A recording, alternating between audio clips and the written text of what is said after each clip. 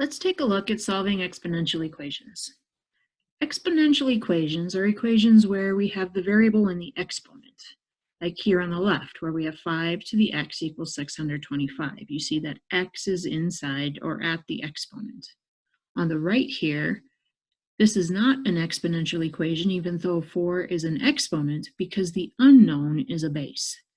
These two equations are solved two different ways.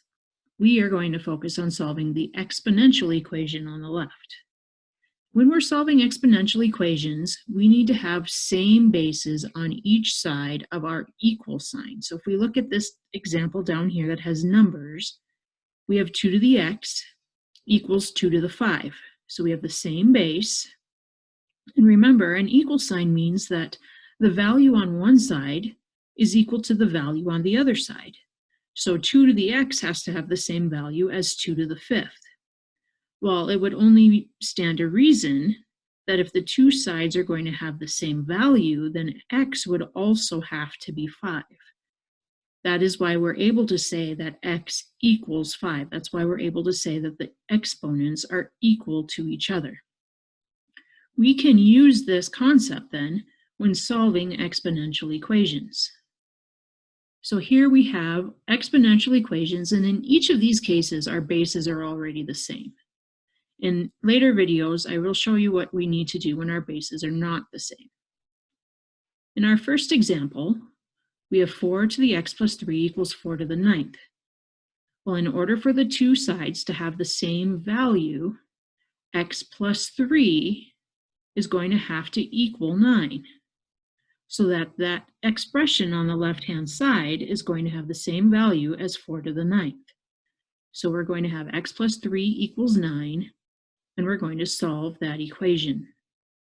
So x equals 6, and we can check this. We can substitute 6 for the x and check, is 6 plus 3 equal to 9? And yes, it is. We end up with 4 to the 9th equals 4 to the 9th. On the second example, we have 2 equals 2 to the 3x minus 2. Well, one could argue, well, there isn't an exponent. We don't see one. But we need to remember that even though we don't see one, we understand that there is one there. 2 to the first power is the same as the value of 2, because anything to the first power is itself. So 2 to the first power is going to equal 2 to the 3x minus 2. That means 3x minus 2 has to have a value of 1 if the two sides are going to be equal to each other. So we can write the equation 1 equals 3x minus 2 and solve this equation. So we add 2 to each side. 3 equals 3x. Divide by 3. And we have 1 equals x. And again, let's check. Is 3 times 1, subtract 2, going to equal 1? Well, 3 times 1 is 3, subtract 2 is in fact 1. So we have 2 to the first does equal 2 to the first. And finally, the third equation, we don't know the value of the exponent. We don't know what the value of each side really is. But in order for the two sides to have the same value, the values of the exponents would have to be the same.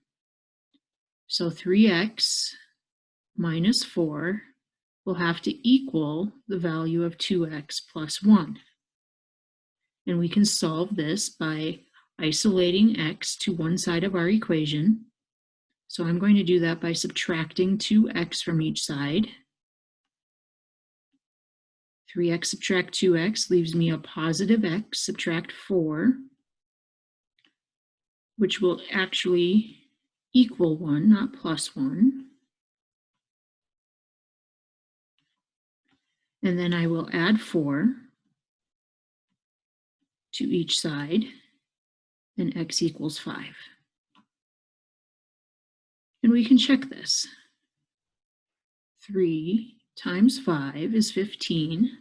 Subtract 4 gives us 11. 2 times 5 plus 1, that's 10 plus 1, also gives us 11. So we have 8 to the 11th power equals 8 to the 11th power. And this is how we solve exponential equations when our bases are the same.